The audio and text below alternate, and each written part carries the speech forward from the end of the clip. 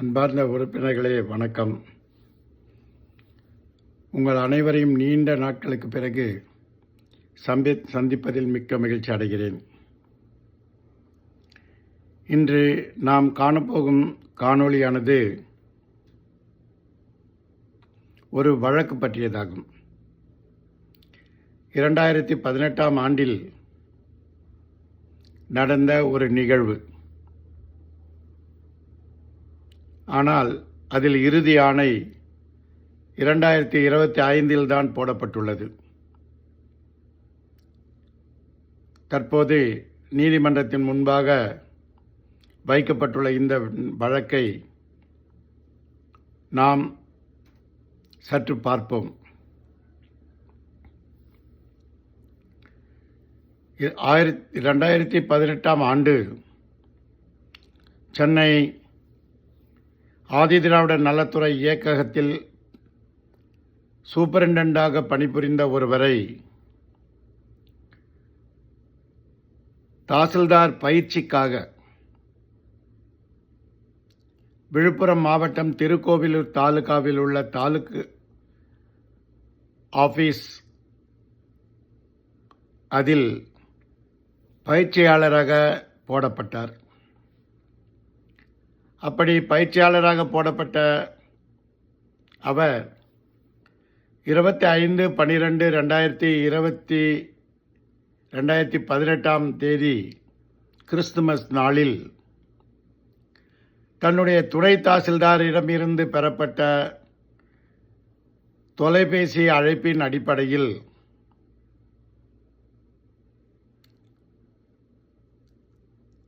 திருப்பூரிலிருந்து மாவட்டத்திற்கு வந்துள்ள திருக்கோவிலூர் தாலுகாவிற்கு வந்துள்ள சுமார் 41,14,800 ரூபாய் மதிப்புள்ள இலவச சேலை வேஷ்டி கூட்ஸ் வந்துள்ளது என்றும் அதை பெற்று குடோனிலே வைக்க வேண்டிய துணை தாசில்தார் அவர்கள் வெளியூரில் இருந்த காரணத்தினால் அன்று விடுமுறை என்பதால் அந்த ஊரிலேயே இருந்த பயிற்சியாளராகிய அந்த சூப்பரண்டென்ட்டிடம் லாரி ரசீதில் கையொப்பமிடுமாறு கேட்டுக்கொண்டார். நீங்கள் லாரி ரசீதில் மட்டும் கையொப்பம் பெற்றுக்கொள்ளுங்கள், அவர்கள் குடோனில் இறக்கி விடுவார்கள், வேறு ஒன்றும் நீங்கள் பார்க்க வேண்டியதில்லை என்று சொல்லிவிட்டார். இவரும் போய் லாரி ரசீதில் கையெழுத்து போட்டு லாரி ஒரிஜினல் ரிசீட்டை வாங்கி கொண்டு மறுநாள் டெப்டி தாசில்தாரிடம் கொடுத்துவிட்டு இவருக்கு உண்டான பணிகளுக்காக வேறு தாலுகாக்களுக்கு போய்விட்டார், கிராமங்களுக்கு போய்விட்டார். 3 மாதங்களுக்கு பிறகு இலவச சேலை வேஷ்டி கொடுக்கின்ற திட்ட பணி நடந்து கொண்டிருக்கும் போது துணை தாசில்தார் சப் கலெக்டரிடம் ஒரு புகார் மனு கொடுக்கிறார். அதாவது 25/12/2018 அன்று பெறப்பட்ட 45,14,800 மதிப்புள்ள அந்த வேஷ்டி சேலைகளை காணவில்லை. சப் கலெக்டர் 6 மாதம் வைத்து கொண்டு இருந்துவிட்டு 6 மாதத்துக்கு பிறகு கலெக்டரிடம் மனுவை அனுப்பி வைக்கிறார். மனுவை பார்த்த கலெக்டர் உடனடியாக அவரை ரிலீவ் பண்ணி தாய்த்துறைக்கு அனுப்பிவிடுகிறார். அதன் பின்னர் ஒரு குற்றச்சாட்டு குறிப்பானை போட்டு அதுக்கான விவரங்களோடு இயக்குநரகத்துக்கு, அதாவது பயிற்சியாளருடைய தாய்த்துறைக்கு அனுப்பி வைக்கிறார். இயக்குநரகத்தில் அவற்றையெல்லாம் முறையாக பரிசீலிக்காமல் உடனடியாக இவரை தற்காலிக பணி நீக்கத்தில் வைத்து விடுகிறார்கள். இது மிகப்பெரிய தவறு. ஏனென்றால் தற்காலிக பணி நீக்கம் என்பது ஒரு இடைக்கால நிவாரணம் என்றுதான் விதிகளில் சொல்லப்பட்டுள்ளது. அதாவது ஆட் இன்டரிம் அரேஞ்ச்மெண்ட். எதற்காக? குற்றம் சாட்டப்பட்டவர் குற்ற நிகழ்வு இருந்த இடத்திலேயே தொடர்வாரேயானால் குற்ற நிகழ்வில் உள்ள சாட்சியங்களை கலைக்கலாம், ஆவணங்களை அழிக்கலாம் என்ற நிலை இருக்கிறது. எனவே இவரை தற்காலிகமாக அந்த இடத்திலிருந்து அகற்றி வைக்கலாம் அப்படின்றது தற்காலிக பணியிடத்தின் உயர்ந்த நோக்கம். ஆனால் விழுப்புரத்திலிருந்து சென்னைக்கு மாறுதல் செய்யப்பட்ட பிறகு அவரை தற்காலிக நீக்கம் செய்ய வேண்டிய அவசியம் கிடையாது. இவர் 300 கிலோமீட்டர் போய் அங்கே போய் ஒவ்வொரு முறையும் போய் சாட்சிகளை பார்க்கறதோ, ஆவணங்கள் இவர் கையில் இல்லை, அதை அழிக்கவும் முடியாது. சரி, இது தற்காலிக பணி நீக்கம் என்பது முற்றிலும் தவறான நடைமுறையை பின்பற்றி விட்டார்கள். ரைட். அடுத்தது என்ன பண்ணாங்கன்னா, இயக்குநரகத்தில் குற்றம் சாட்டப்பட்டவர் ஒரு பட்டியலினத்தை சார்ந்தவர். அவர் வேலை செய்வது பட்டியலின நல இயக்ககத்தில். அதனுடைய இயக்குனர் பட்டியலின மக்களுடைய நலத்தை பாதுகாக்க வேண்டியவர். அவர் மாவட்ட ஆட்சியர் சொன்னதன் அடிப்படையில் குற்றச்சாட்டு குறிப்பாணையை வழங்குகிறார். அதில் என்ன போடப்பட்டிருக்கிறதுனா, 45,14,800 ரூபாய்க்கான அந்த இலவச வேஷ்டி சேலைகள் தங்களால் பெறப்பட்டுள்ளது. ஆனால் அது எங்கே போச்சு என்ற விவரம் தெரியவில்லை. ஆகவே இந்த நிதி இழப்பிற்கு நீங்கள் தான் காரணம்.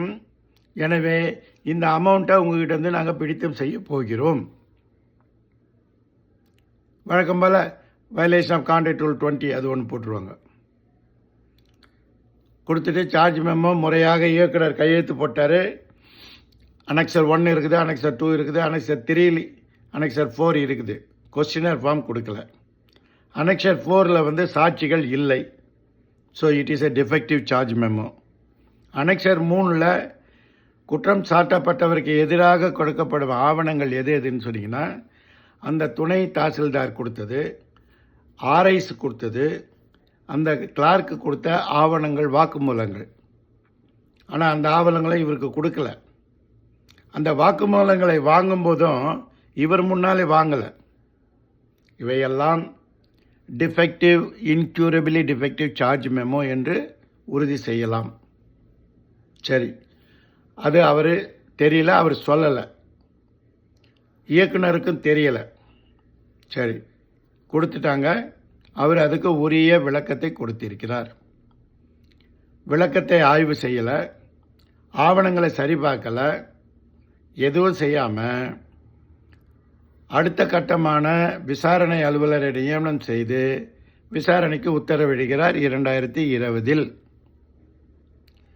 2021 இவங்க ஒன்றுமே பண்ணல. விசாரணை அலுவலர் அவர் இயக்ககத்தில் உள்ள ஒரு கணக்கு அலுவலர். அவருக்கும் நடைமுறை விதிகளுக்கும் சம்பந்தமே கிடையாது. அவருக்கு தெரியவும் தெரியாது. ஆனால் அவரை விசாரணை அலுவலராக போட்டாங்க. அந்த அம்மா என்ன பண்ணிட்டாங்க, 2 வருஷத்துக்கு அப்புறம் குற்றச்சாட்டு குறிப்பாணையில் சொல்லப்பட்டுள்ள குற்றச்சாட்டுகள் நிரூபணமானதுன்னு கொடுத்துட்டாங்க. The findings of the enquiry officer is held ப்ரூவ்டுன்னு கொடுத்துட்டாங்க. எதன் அடிப்படையில்? சாட்சிகளின் அடிப்படையில், ஆவணங்களின் அடிப்படையில்னு போட்டு கொடுத்துட்டாங்க. ஆனால் சாட்சிகளும் யாருன்னா கோஅக்யூஸ்ட் ஆஃபீஸர்ஸ். இதே குற்ற நிகழ்வில் அவங்களும் இதில் தொடர்புடையவர்கள். அவர்களுடைய சாட்சிகளை ஏற்றுக்க முடியாது. இருந்தாலும் அதை வச்சு தான் இவங்க கொடுத்துருக்குறாங்க. ஆவணங்கள் என்னன்னு சொல்லவே இல்லை. இவர் முன்னாடி ஆய்வு செய்யவும் இல்லை. ரைட். டைரக்டர் என்ன பண்ணுறாங்கன்னா, பனிஷ்மெண்ட்டு போட்டுறாங்க. பனிஷ்மெண்ட் என்ன? 45,14,800 ரூபாய் இவரிடமிருந்து மாதம் 25,000 வீதம் இவர் ஓய்வு பெறும் நாள் வரை பிடித்தம் செய்யப்படும். இவர் தற்காலிக பணி நீக்க காலத்தில் இருந்த காலத்தை இவருக்கு தகுதி வாய்ந்த விடுப்பாக பாவிக்கப்படும். இரண்டும் சேர்த்து ஆர்டர் போட்டார். இந்த ஆர்டர் தப்பு. ஏனென்றால் அதுதான் பின்னாடி வருது, அவங்க சொல்லுவாங்க, நான் உங்களுக்கு விளக்கிறேன். இதன் மீது நம்மளுடைய தமிழ்நாடு குடிமைப்பணி விதிகள், ஒழுங்கு மற்றும் மேல்முறையீட்டு விதிகள் இருக்கிறது இல்லையா, 1955, அதில் விதி 19 கீழாக இவர் அரசு செயலருக்கு மேல்முறையீடு செய்கிறார். அரசு செயலர் ஆதிதிராவிட நலத்துறை எந்த ஆய்வையும் செய்யலை. ஏன் செய்யலை அப்படின்னா அவங்களுக்கு தெரியாது. தலைமை செயலகத்தில் இருக்கக்கூடிய பணியாளர் நிர்வாக சீர்திருத்த துறையில் இருக்கிறவங்களுக்கே பாதி பேருக்கு பணியாளர் நிர்வாக சீர்திருத்த துறை போட்ட ஆணைகளே தெரியாது. அவங்க எப்படி ஒப்பீனியன் கொடுப்பாங்க? அவங்களுக்கு தெரியாத காரணத்தினால அவங்க என்ன பண்ணாங்க, டைரக்டர் கொடுத்தது அப்படியே இயர் அண்ட் ரிப்போர்ட்டு காப்பி பண்ணிவிட்டு ஏற்கலாம், அதுவே உறுதி செய்யலான்னு போட்டாங்க. செக்ரட்டரியும் ஒரு கையெழுத்து போட்டு விட்டார். அவரும் ஆதிதிராவிட நலத்துறை, ஆதிதிராவிட இனத்தை சேர்ந்தவர், பட்டியல் இனத்தை சேர்ந்தவர். ரைட். இந்த ஆணையை போட்ட ஒப்புதல் கொடுத்த பிறகு டிஎன்பிஎஸ்சிக்கு ஒப்பீனியன் போகுது. டிஎன்பிஎஸ்சிக்கு ஒப்பீனியன் 6வது மாதம் 2023 அனுப்புகிறாங்க. இவருடைய அப்பீல் 2022. 23 ஒப்பீனியன் போன பிறகு டிஎன்பிஎஸ்சி என்ன சொல்கிறாங்க அப்படின்னா, இந்த முடிவு தவறானது. எந்த முடிவு? The decision of the appellate authority to endorse the punishment given by the director is not correct. ஏனென்றால் இயக்குனர் அவர்கள் தண்டனை ஏதும் கொடுக்காமல் வெறும் பிடித்தம் பற்றி மட்டுமே ஆணை பிறப்பித்துள்ளார். ரெக்கவரி அலோன் ஆகையினால அது செல்லாது. எனவே the appellate authority should examine the proposal in proper perception in accordance with the Rule 23 of the Tamil Nadu Civil Services Discipline and Appeal Rules என்று ஒப்பீனியன் கொடுத்து அனுப்பிவிட்டார்கள். இந்த ஸ்டேஜிலேயாவது தலைமை செயலகத்தில் உள்ள அலுவலர்கள், அதிகாரிகள் நன்கு படித்து பார்த்து ஆய்வு செய்து, தெரியவில்லை என்றால் பணியாளர் நிர்வாக சீர்திருத்தத்துறை, தற்போது மனிதவள மேம்பாட்டுத்துறை, அவர்களையும் கலந்து ஆலோசித்து, அவர்களுக்கும் தெரியவில்லை என்றால் சட்டத்துறையை கலந்து ஆலோசித்து நடவடிக்கை எடுத்திருக்க வேண்டும்.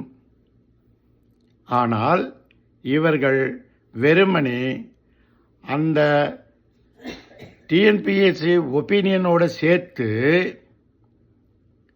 டைரக்டரேட்டுக்கு அனுப்பிவிட்டார்கள். அப்படி அனுப்பிவிட்ட காரணத்தினால் ஏற்பட்ட பிழையை தவிர்த்து இயக்குனர் தான் போட்ட 2022 ஆண்டில் போடப்பட்ட ஆணையை மறு பதிப்பு செய்து ஒரு தண்டனையை மட்டும் சேர்த்து விட்டார். என்ன? இவருக்கு ஓராண்டு பிடித்தமில்லாத ஊதிய உயர்வு நிறுத்தம் செய்யப்படுகிறது. 1 year without cumulative effect increment cut சேர்த்து போட்டு கொடுத்துட்டார். இப்போ இதுதான் 2025 போடப்பட்ட ஆணை. இந்த ஆணையும் செல்லாது. காரணம், ஒருவர் போட்ட ஒரு ஆணையை அதே நபர் மறுபடியும் மாற்றி அமைப்பதற்கு விதிகளில் இடமில்லை, சட்டத்திலும் இடமில்லை. It can be rectified or modified or cancelled by the appellate authority only. ஆகையினால அந்த ஆணை செல்லாது. இந்த நிலையில தான் அவர் நீதிமன்றத்துக்கு என்னிடம் வருகிறார். அப்போது நான் பார்த்த நிகழ்வில் கண்டறிந்தது என்னவென்றால், இது ஒரு மிகப்பெரிய ஸ்கேண்டல். இதை திட்டமிட்டு நிகழ்த்தப்பட்டுள்ளது. ஏற்கனவே சர்க்காரியா கமிஷனில் சொன்னது மாதிரி விஞ்ஞான ரீதியில் செய்யப்பட்டுள்ள முறைகேடுகள். இதில் கொள்ளையடிக்கப்பட்டுள்ளதா? ஆம். எப்படி? தெரியாது என்ற அடிப்படையில் ஒன்றும் தெரியாத ஒரு பயிற்சியாளரை பட்டியலினத்தைச் சேர்ந்த ஒரு சூப்பரண்டை பலிகடா ஆக்கிவிட்டார்கள். இதில் செய்யப்பட்டுள்ள முதல் தவறு 45,14,800 ரூபாய்க்கான அரசு பொருள், அரசுக்கு சப்ளை பண்ண கூட்ஸ் காணவில்லை என்றால் உடனடியாக கலெக்டரு தன் கீழுள்ள, தன் ஆளுமையில் உள்ள காவல்துறையை எஃப்ஐஆர் போட்டு, போலீஸ் கம்ப்ளைண்ட் கொடுத்து எஃப்ஐஆர் போட்டு கிரிமினல் கேஸு ஃபைல் பண்ணியிருக்கணும். அதை அவர் செய்யவில்லை. ஏன் என்று தெரியவில்லை. ரெண்டாவது, இதை செயலரும் பார்க்கல, இயக்குனரும் பார்க்கல. அதுவும் ஏன் என்று தெரியவில்லை. ஏனென்றால் இது ஒரு திட்டமிட்ட கையாடல். கூட்ஸ் வருவது போல வந்திருக்கிறது, கொடுப்பது போல கொடுத்திருக்கிறார்கள் என்று சொன்னால் இவ்வளவு காலம் அப்படித்தான் நடந்திருக்கிறது என்று அர்த்தம். இப்போது ஒரு வெளியால் வந்து மாட்டினா, ஏமாளி மாட்டினா, அவனை போட்டு அமைக்கிட்டாங்க அப்படின்றது நம்மளுடைய யூகம். ஆனால் அதை விசாரிக்க வேண்டியது நீதிமன்றம் தான். எங்கே? கீழமை நீதிமன்றம், ஹைகோர்ட் இல்லை, கீழமை நீதிமன்றத்தில் இவங்க கிரிமினல் ப்ராசிக்யூஷனை ஏற்படுத்தி இருக்க வேண்டும், ஏற்படுத்தலை. அடுத்தது, இந்த ஒரு நிகழ்வு, ஸ்கேண்டல், கையாடல், முறைகேடு இந்த தாலுக்கில் மட்டும்தான் நடந்திருக்குதா, இந்த வருஷம்தான் நடந்திருக்குதா, இல்லை வருஷம் இது நடந்துக்கிட்டே இருந்த ஒரு நிகழ்வா அப்படின்னு தெரியாது. அதையும் இவங்க ஆய்வு செய்யவே இல்லை. விசாரணை அலுவலருக்கு ஒன்றுமே தெரியாது, ஆனால் அவங்க இதை செய்யலை. ஆனால் கலெக்டரும் டைரக்டரும் செக்ரட்டரியும் செய்திருக்கணும், செய்யவில்லை. சரி, இது மற்ற தாலுகாக்கள்லையும் விழுப்புரம் டிஸ்ட்ரிக்டில் நடந்திருக்குதா அப்படின்னா எனக்கு தெரியாது. இருக்கலாம், இல்லாமல் இருக்கலாம். அப்போ இதை ஒரு சிபிசிஐடி வந்து விசாரிக்கணும். மூன்றாவது, இந்த ஆட்சியில் தமிழகமெங்கும் இது திட்டமிட்டு இந்த முறைகேடு நடத்தப்படுகிறதா என்றால் தெரியவில்லை. அதையும் ஆய்வு செய்து உறுதி செய்ய வேண்டும். ஏனென்றால் இந்த இலவச வேஷ்டி சேலை திட்டம் தேவையற்றது என்று சொன்னால் எல்லாரும் என் மேலே கோவப்படுவாங்க. சார், பாவம், எத்தனையோ ஏழைங்க இந்த வேஷ்டி சேலைக்காக காத்திருக்கிறாங்க. உண்மை. ஆனால் அந்த தேவை உள்ளவர்கள் யார் என்று நாம் கண்டறியாமலேயே 2.14 கோடி கார்டுக்கும், ரேஷன் கார்டுக்கும் நம்ம இலவசத்தை கொடுத்துக்கிட்டே இருக்கிறோம். அப்படின்றதுனால தேவையில்லாதவர்கள் 30 பவுன் நகையை கழுத்தில் போட்டுக்கிட்டு காரில் வந்து இறங்கி இலவச சேலை வாங்குறவங்களும் இருக்கிறாங்க, வேண்டான்னு வராமல் இருக்கிறவங்களும் இருக்கிறாங்க. உண்மையிலே நமக்கு தேவை, இதுவாது வருஷத்துக்கு 2 கிடைக்குதேன்னு வாங்க வரவங்களும் இருப்பாங்க. ஆனால் வராதவர்கள் அத்தனை பேருக்கும் வழங்கப்பட்டுள்ளதாகவே கணக்கு எழுதப்படும். அதனால்தான் இந்த முறைகேடுகள் அனைத்து மாவட்டங்களில் நடக்கிறதா, நடந்திருக்கிறதா, நடந்து கொண்டிருக்கிறதா என்பதையும் அரசு ஆய்வு செய்ய வேண்டும். ஆகவே இந்த வழக்கில் நீதிமன்றத்துக்கு செல்லும் பொழுது நீதியரசர் நிச்சயமாக நேர்மையான இந்த சிந்தனையை கொண்டு முதல் கேள்வி, ஏன் கிரிமினல் வழக்கு போடவில்லை, ஏன் போலீஸ் கம்ப்ளைண்ட் கொடுக்கவில்லை என்பதை கேட்டு இந்த வழக்கில் இயக்குனர் போட்ட உத்தரவை ரத்து செய்து இந்த மனுதாரரை விடுவித்து விடுவார் என்பது என்னுடைய தாழ்மையான கருத்து. உங்களோடு பகிர்ந்து கொண்டமைக்கு மிக்க மகிழ்ச்சி. நன்றி, வணக்கம்.